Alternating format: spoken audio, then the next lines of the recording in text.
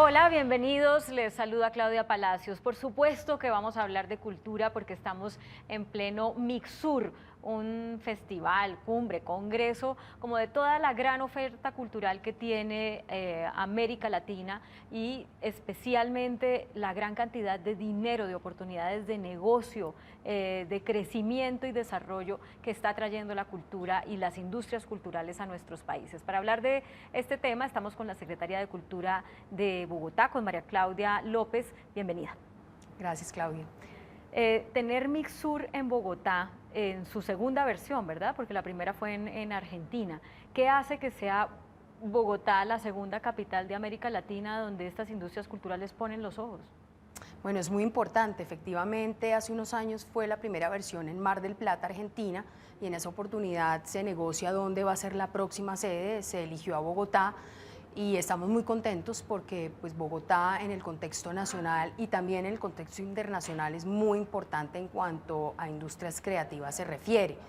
Tener este mercado de industrias creativas de 10 países con empresarios y programadores de todo el mundo que vienen y ponen sus ojos en Bogotá y en lo que esta región está produciendo a nivel de bienes y servicios culturales es de la mayor importancia. Esto va a visibilizar a nuestra industria cultural básicamente en 6 aspectos o en 6 campos, que es el audiovisual, el musical, los videojuegos, el diseño, la música y las artes escénicas. Entonces es una amalgama y un conjunto de expresiones culturales que se dan cita hasta el jueves próximo. Va a haber una programación muy nutrida de showcases, es donde los artistas y los diferentes grupos se presentan en vivo y los programadores y los compradores que vienen de muchas partes del mundo. Hay una delegación china, por ejemplo, muy grande, con mucho interés en conocer qué es lo que se produce en Colombia, qué es lo que se produce en Bogotá, pues pueden verlos de primera mano y escoger y hacer negocios. Hay, por lo tanto, ruedas de negocios, hay charlas, hay conversatorios. Tenemos en Corferias un stand, todos los países, los 10 países que se reúnen en Mixur tienen un stand, pero al mismo nivel y con su propio stand está Bogotá. Bogotá mostrando esa diversidad. ¿Y qué es lo que hace diferenciadora a Bogotá como oferta cultural? ¿Qué es lo que tiene Bogotá que no tienen los otros y que la hace atractiva? Bueno, empecemos por algunos datos de relevancia. En Bogotá sabemos que se concentran aproximadamente el 60% de las industrias culturales del país. En Bogotá, el 3.3% del PIB es lo que corresponde a la industria creativa y cultural. Frente a un promedio nacional que es inferior, Bogotá pues obviamente lo tiene más alto. Bogotá desde hace algunos años está con el sello de UNESCO como capital de la música. Y eso ha sido de gran relevancia. Se han dado también políticas públicas y leyes que hacen que se dinamice el sector, como por ejemplo la Ley de Espectáculos Públicos del año 2012. Esta ley trae un montón de, digamos, de incentivos para que los empresarios a nivel internacional también vengan y puedan presentar sus conciertos aquí en Bogotá. Y trae consigo una contribución para fiscal. ¿Qué quiere decir ello? Boletas con un valor superior a más o menos 86.000 pesos hoy en día deben dar el 10% a esta contribución para fiscal. Esos dineros recaudados que provienen de estas boletas que superan ese valor se reinvierten en cada, digamos, territorio. En este caso, si Bogotá, por ejemplo, hace o hizo el concierto de Rolling Stones o Maroon 5, todos esos conciertos tuvieron que destinar una parte de su boletería a esta contribución para fiscal. Y eso que se recauda va a reinvertirse por ley en el fortalecimiento de la infraestructura cultural. Ahora, Bogotá mueve una cifra que me sorprendió oírla en estos días con la inauguración de Mixur, 1.500 millones de dólares al año, ¿verdad? O sea, el negocio cultural trae para Bogotá 1.500 millones de dólares al año. ¿En qué? ¿Dónde se ve esa cifra? ¿En teatros, en conciertos, en qué se ve? Sí, eso es una pregunta muy importante porque además de la propia industria creativa y cultural, digamos la música de pronto es lo que más mueve la boletería, todas estas contribuciones que se hacen que van a un fondo. Esto también tiene que ver con todo lo que le queda a otros sectores que se relacionan con la cultura, el sector hotelero, el sector de bebidas y alimentos, el sector del transporte, el sector de la hotelería y el turismo, de los restaurantes, de manera que todos esos sectores se dinamizan porque aquí llega mucha más gente, consumen más, disfrutan más, se visibiliza más la ciudad e invierten su dinero acá. Secretaria, yo pienso en gente que nos esté viendo, que diga, que tenga un dinero para invertir y esté pensando en lo tradicional, finca raíz o acciones, ese tipo de cosas. ¿La cultura es hoy en día más rentable que esas otras oportunidades de inversión o no? Cada vez se hace más rentable y se hace más rentable porque están los dispositivos y las herramientas para hacerlo. Y ahí quiero referirme, por ejemplo, a la Ley Filmación Colombia, una ley que tiene unos 3 años más o menos, donde lo que se hace es incentivar para que haya inversión extranjera para filmar películas de gran formato en el país. El ejemplo, Tom Cruise vino hace no mucho a Medellín a filmar una película, Antonio Banderas hizo lo propio no hace mucho para los 33 mineros en Nemocón. Esos rodajes se hicieron posible gracias a esta ley. Pero en Bogotá no están grabando, ¿no? Sí, sí, están grabando en este momento. ¿Qué Hay graban? una película de Penélope Cruz y bueno, es un poco, digamos, confidencial por el productor y por la agencia internacional, pero sí se está grabando y en Bogotá ha crecido muchísimo el recaudo de la Comisión Fílmica de Bogotá por rodajes tanto a nivel nacional como internacional del sector audiovisual. Entonces, creemos que hay que hacer mucho más énfasis en promover esta industria audiovisual en Bogotá. Bogotá pues tiene la mayor parte de los teatros, digamos, o de la taquilla del país para mover esta industria y de la misma manera pues las grandes figuras pasan por Bogotá, creemos que hay que promocionarlo mucho más para esto. Ahí hay un proyecto importante, Claudia, que quisiera mencionar que no es aislado, está totalmente o tiene conexión con esto y es la construcción de la nueva Cinemateca Distrital. Sí, de eso quiero hablarle porque muchos critican que esta administración está como haciéndose la loca con la construcción y los 35.000 millones de pesos que la administración pasada dejó. ¿En qué está eso? Sí, Claudia, yo primero quisiera aclarar lo que nos encontramos nosotros el 1 de enero. Era una fiducia en la empresa de renovación urbana con aproximadamente 25.000 millones de pesos para la construcción de la nueva Cinemateca. El contrato para la obra estaba adjudicado, más no, digamos, firmado, y lo que nosotros hicimos, como creo yo cualquier administración responsable hubiera hecho, es analizar el estado del arte del tema, desde lo legal, desde lo financiero y desde lo técnico. Encontramos desde lo técnico, teníamos unas dudas muy, digamos, muy de detalles constructivos de coordinación de planos entre el estructural, el hidráulico, eso que teníamos que entrar a revisar, por supuesto, estábamos en la obligación de hacerlo.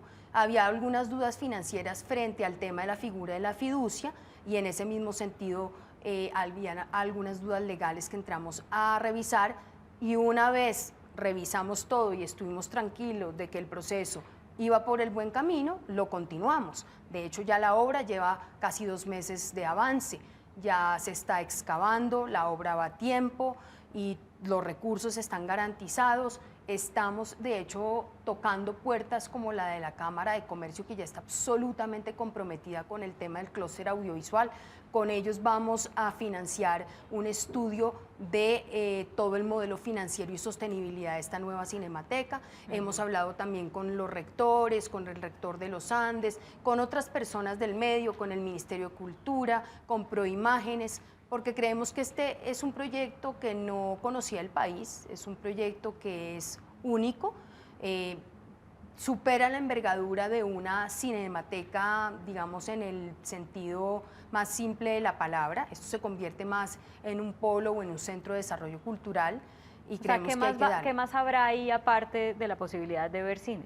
De crear, hay unos laboratorios de creación, hay una filmoteca, hay aulas múltiples para otros efectos.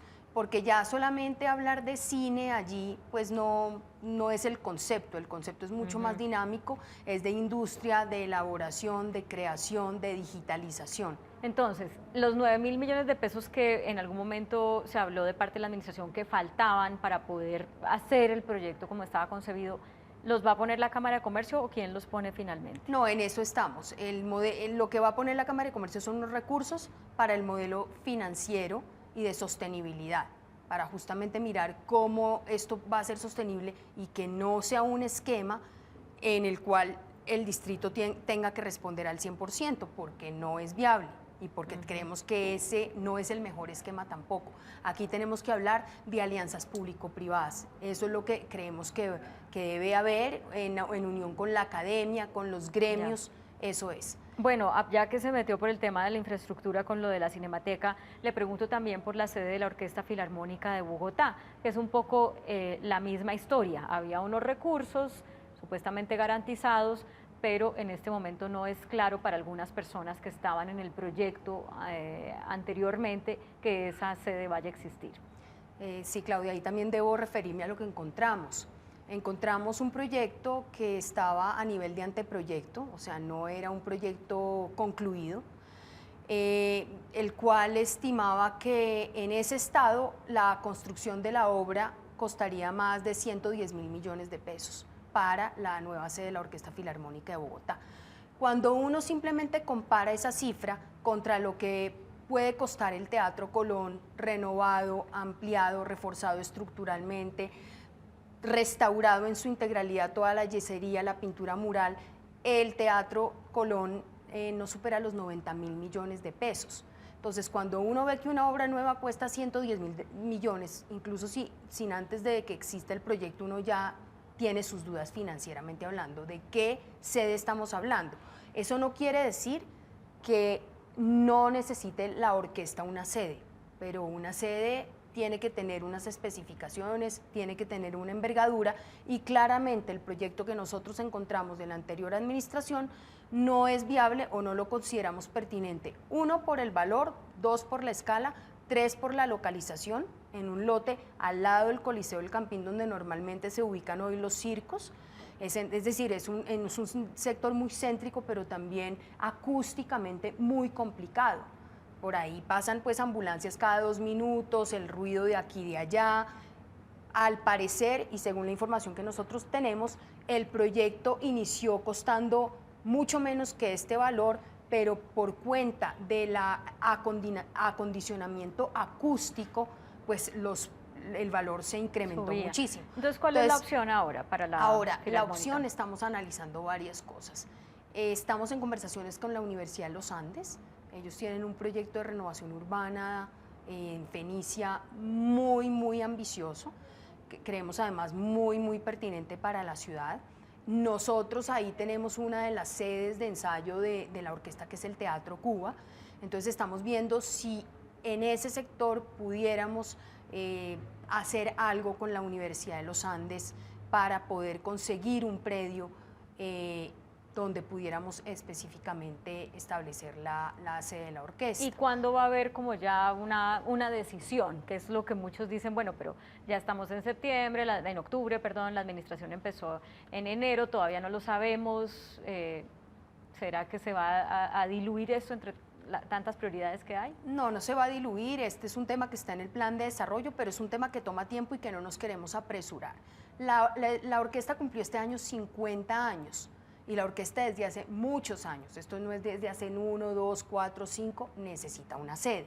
Luego lo que queremos es darle la mejor, digamos, solución al tema, la solución que más convenga, la solución también que sea eficiente en términos de costos, de recursos técnicos, de muchas cosas, y por eso estamos analizando esta opción con la Universidad de los Andes. Paralelamente, obviamente, estamos definiendo qué es lo que nosotros consideramos como una sede de la orquesta, que no puede ser un teatro de 3.000 personas, como se estaba planteando, o bueno, de pronto me estoy exagerando, era un teatro de 2.000 personas.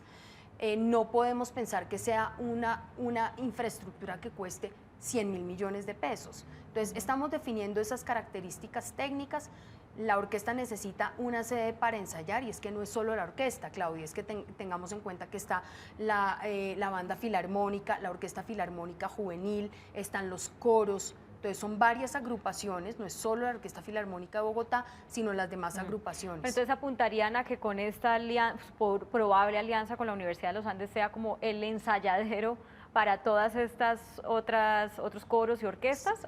¿Apuntarían a eso? Acordémonos también que la orquesta tiene una sede muy importante que es el León de Greiff en la Universidad Nacional. Y esa sede no la vamos a perder, esa sede existe hace muchos años.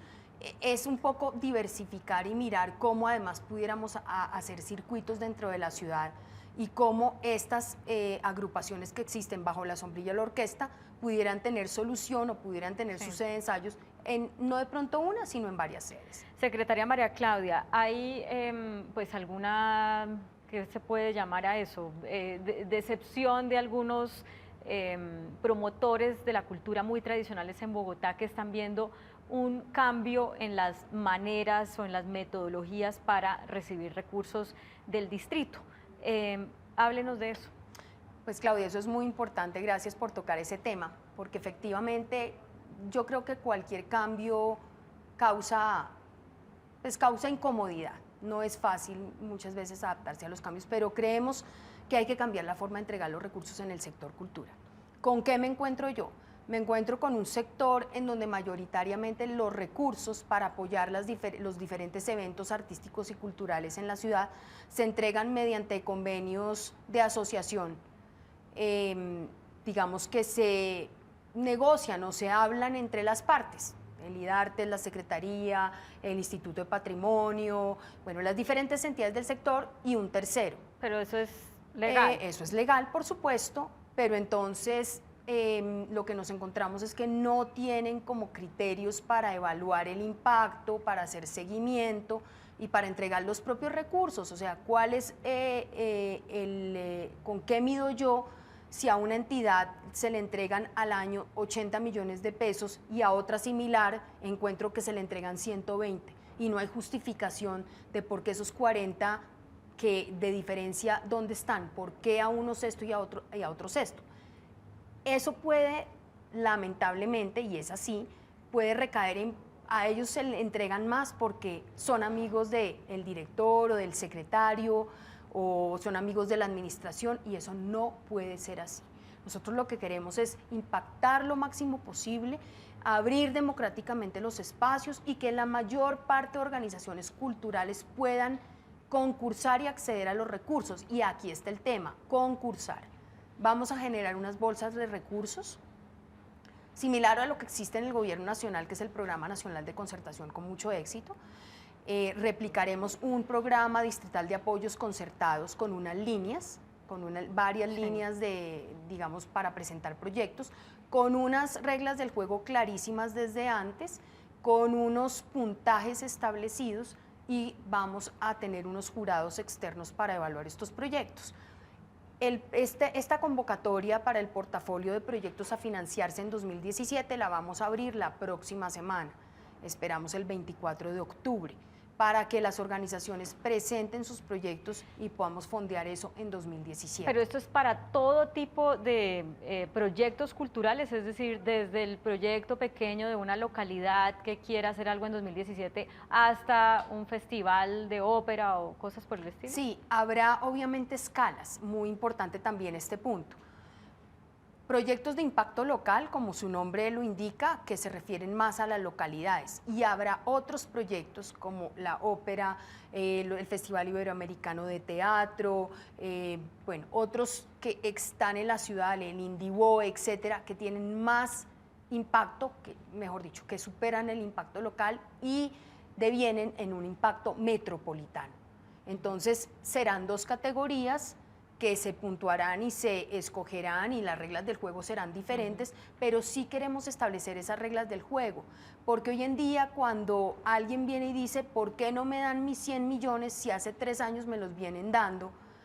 Pues es que no es por derecha que se los tiene uno que seguir dando. Yo creo que aquí hay que cualificar al sector, hay que democratizar y hay que abrir más. Y el ejemplo que le doy, hace poco hicimos como un modelo piloto con casas de cultura.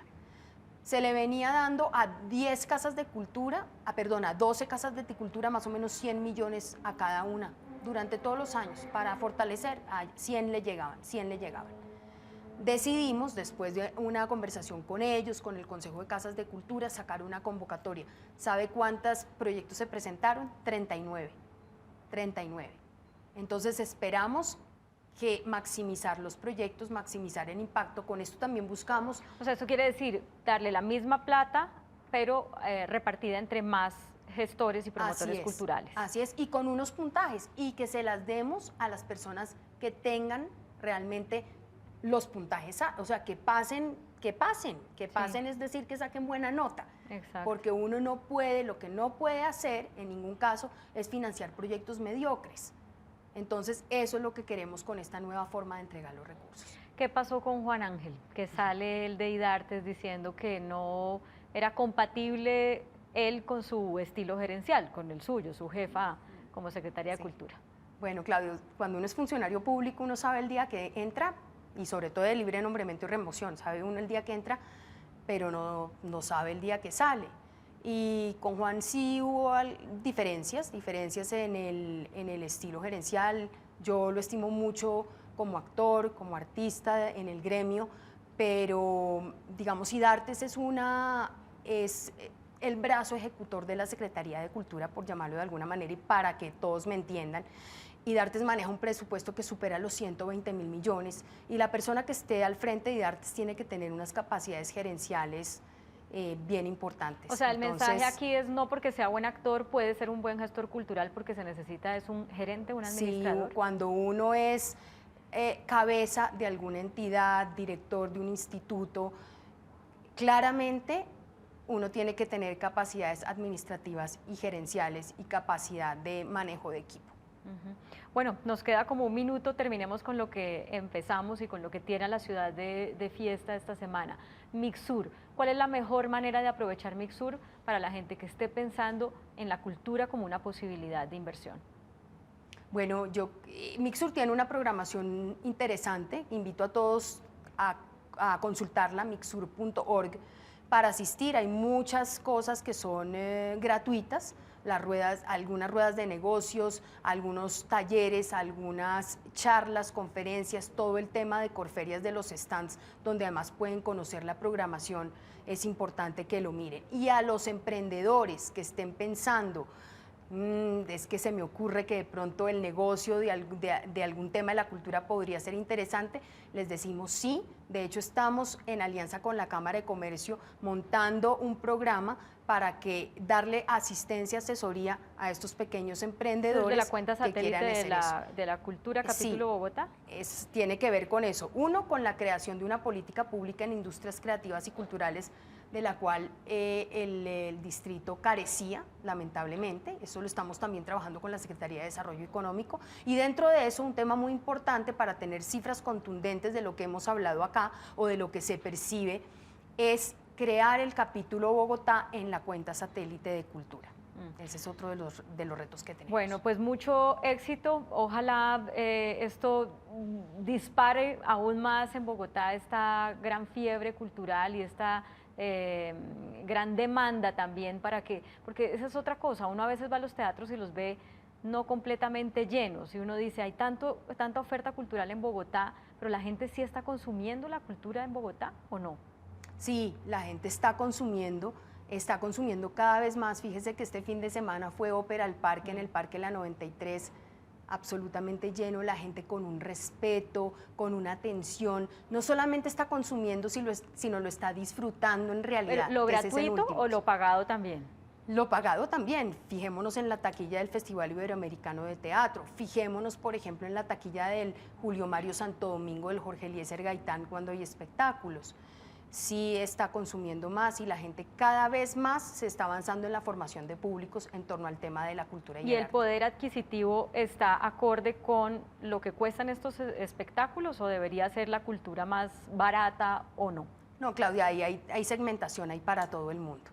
Hay boletas que son caras y hay otras que no lo son y hay espectáculos gratuitos, es decir, el tema es ampliamente democrático. O sea, no se están quebrando los que hacen cultura en Bogotá. No. ¿No se están quebrando? No. Bueno, secretaria María Claudia López, muchas gracias por acompañarnos y mucho éxito con Mixur. Gracias, Claudia. Bueno, ustedes también, gracias por seguirnos. Continúen con nosotros.